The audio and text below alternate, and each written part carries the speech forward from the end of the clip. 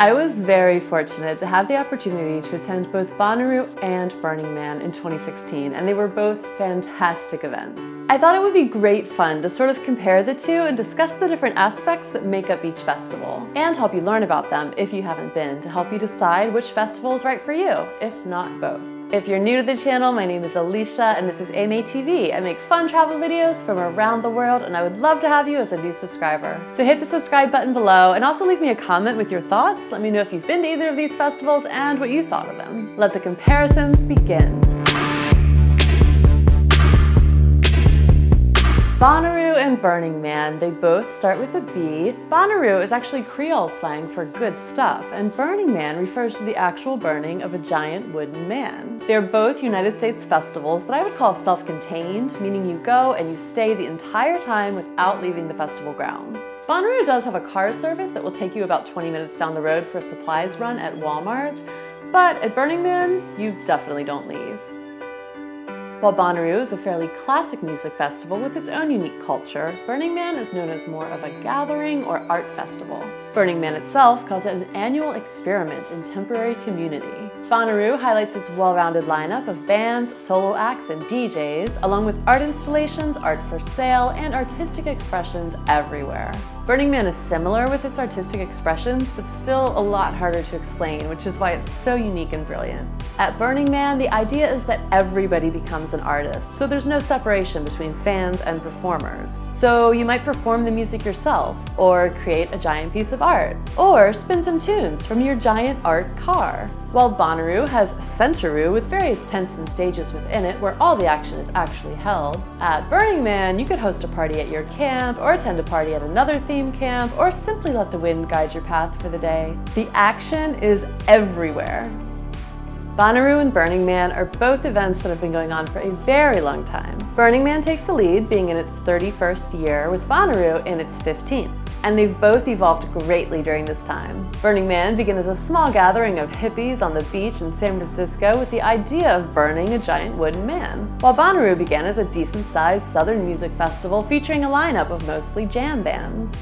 Bonnaroo brings in a steady crowd of about 50 to 80,000, while the Black Rock City population is capped at 70,000, which can actually make getting tickets rather difficult.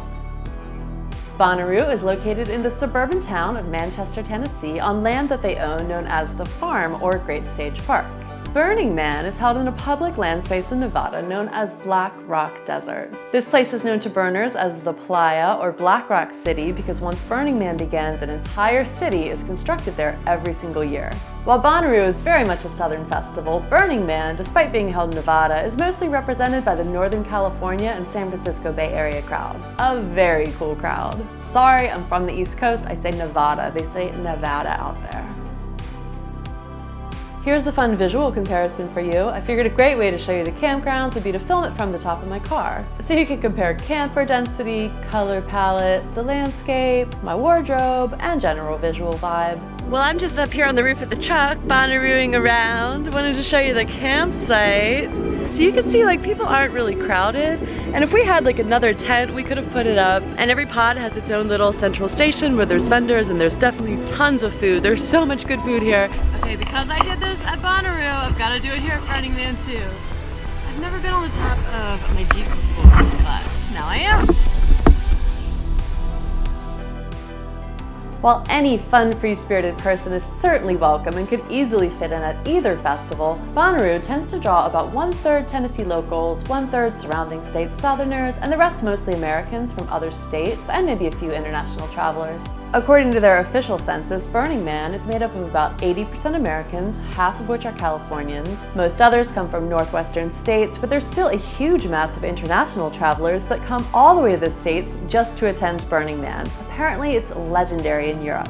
As far as age demographic, Bonnaroo tends to draw the classic college-age 20-something crowd who are totally comfortable with tent camping and living an easy party life. It also accommodates some swankier RV campers, I think that'll definitely be me someday, and lots of little kids. These guys were my favorite. Is this guys your first Bonnaroo? Yeah. Awesome, high fives! Happy Brew! Coming to you live from AMA TV!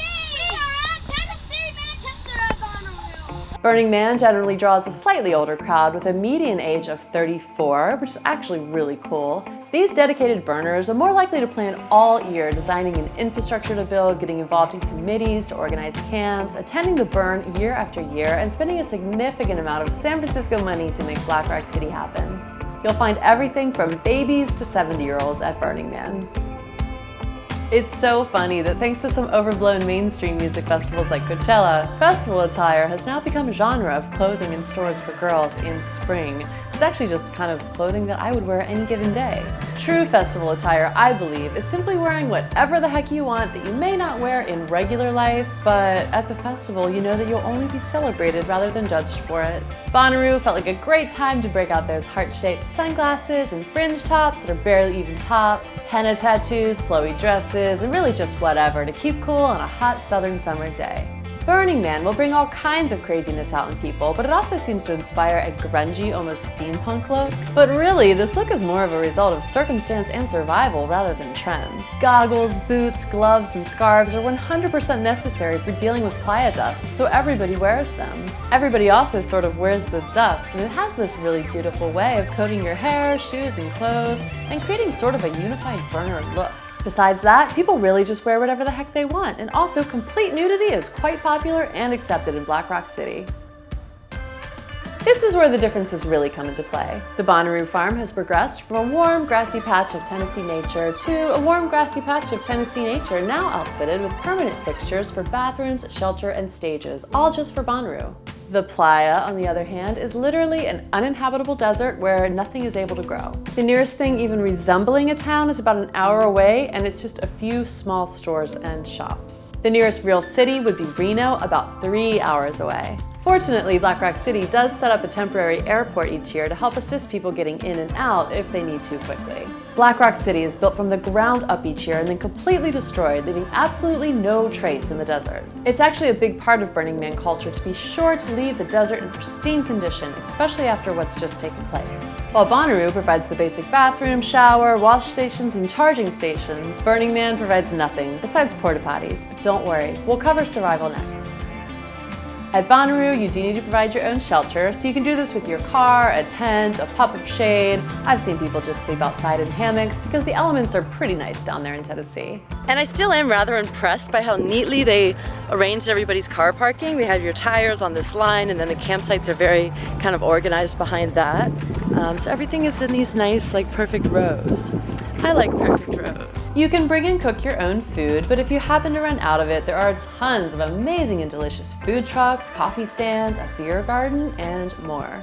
So you will need some cash. I did make an informative Bonnaroo video just about the facilities and how to prepare for the event, so check it out if it's helpful. I feel really silly now for being a little bit nervous about 4 days of car camping prior to going to Bonnaroo, concerned about my survival. Although I do think seeing how absolutely fine the experience ended up being really helps me prepare for the bigger experience later on in the year that was Burning Man. Burning Man does provide porta potties, and they also do sell coffee and ice. Besides that, there's no food to be bought, no bartenders to pour you a drink on demand, and no carnival rides to pay for. Does that mean these things don't exist? Heck no, everything exists beyond your wildest dreams and more, and it's all free because Burning Man is a gift economy. No money is exchanged all week long. Everyone just gives.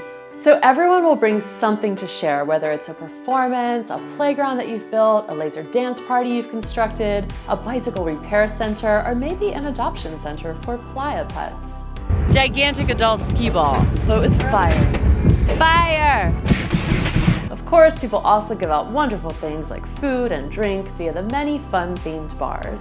There's a saying at Burning Man, the playa provides, and it has to do with the magic that's created in such a utopian society where everybody's giving and everybody's receiving only what they need.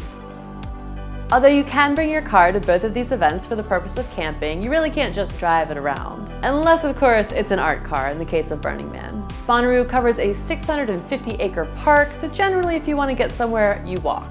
This is sort of frustrating if you're in a faraway campsite like I was, but generally it's not unbearable. This has definitely become my favorite moment when the dusty walk is over and you're entering Centerville. Burning Man, however, covers 7 square miles, which is about 7 times as large.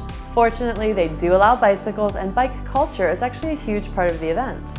Since the action is everywhere on this grid, from other people's camps to what is known as the deep playa where many art installations live, you may actually put some serious miles on your bike throughout the week. Or you can always just build an art car, register it with the Department of Mutant Vehicles, and provide entertainment and transportation all in one effort. Now, to briefly touch on the unique traditions that surround each festival. At Bonnaroo, high fives are definitely a thing, and Happy Roo is the phrase to add along with them. Happy Roo! And you get lots of high fives, lots of high fives. Landmarks of Bonnaroo include the entryway arch, the big-ass water slide, the classic festival Ferris wheel, and Roo Chute, which I simply adored because it seemed to pop up in only the best of times. I'll follow you into the dark. Parachute is here! At Burning Man, hugs are definitely a thing. Sharing how many burns you've been to and whether or not you're a burner virgin, as I was last year. How many Burning Mans so far, guys? This is my third burn. Excellent. My first, actually. Excellent. Yeah, It's we my got our first too. virgin here. I'm a virgin. Oh, you're a virgin? Well, we were virgins, but now we're here, so we're not. Yes. Playa names are a thing, and they aren't just nicknames. Apparently, the playa itself has to give you your name, and this can take many years. I don't have mine yet. Different variations of these pendants are designed and distributed by many different camps and individuals, part of the gifting thing. Besides that, there's a lot of climbing of things and burning of things. LED lights are everywhere, as well as nudity and a general open vibe to accept and respect everything and everyone. Okay, I'll start with Bonnaroo because it's much easier. Bonnaroo is about the music. They really pick some amazing headliners that tend to be real rock legends, along with pop artists, hip-hop stars, leading DJs, and plenty of indie rock bands. It's also about the community, bonding with your campmates, and generally just having a great time. Saturday night at Bonnaroo, also known as the night we've been waiting for, also known as the reason we came.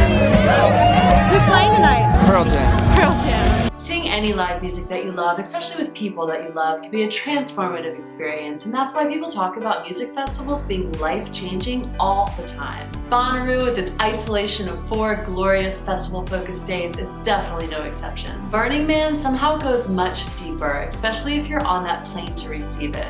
I received it immediately, although I still struggle to explain it. You'll hear almost everyone talk about Burning Man in a very magical spiritual sense, and it's so much more than the fact that there's things like meditation sessions and Reiki healing going on. Burners often speak of magic in the playa dust itself and the deep connection you can foster with nature once you're actually living out there in this raw, natural environment, especially along with so many other people who are in the exact same situation. Of course, the burning of the man himself holds a deep meaning for many. Some say it's about letting go of negative energies you've built up throughout the year, anger, aggression, and there's no more powerful way to do that than to connect with your deepest true self over the course of the week prior to the main event.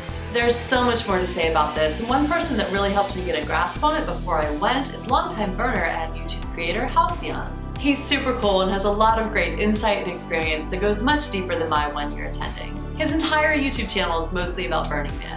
You can also check out my 2 full Burning Man experience videos here on the channel and the 3 that I made about Bonnaroo. So what do you guys think? I can't wait to read the comments on this one. And I know one thing that you're going to ask me is whether or not I'm going to Bonnaroo, whether or not I'm going to Burning Man, and all I can say is that there's going to be a major announcement probably next week. Thank you for watching. I love you guys, and if you haven't been doing so yet, I sincerely hope that you strive to make one of these events or similar events a part of your life. They're so good for the soul. Or just subscribe to my channel and follow along on all the adventures I pursue.